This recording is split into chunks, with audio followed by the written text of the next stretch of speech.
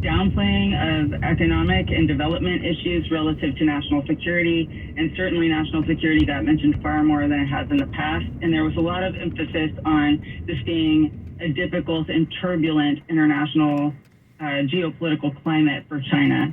So it certainly seems like he's focused more on ideological positioning in terms of China's role in the world. And then, of course, there are the domestic issues as well. There have been lots of economic issues in recent months in China, and she has doubled down on a lot of the policies that seem to be exacerbating those issues. This suggests that he probably won't ease up. Emma, what are your initial thoughts about what this might mean for U.S.-China relations? Certainly they have not been in a good state in recent months and years. Do we have any sense of where it might go from here? I think we can expect that it will stay roughly on the same trajectory that it's been on, that we will continue to have a high-tension relationship characterized by both sides seeing the other as a major competitor, the major competitor, if not adversary.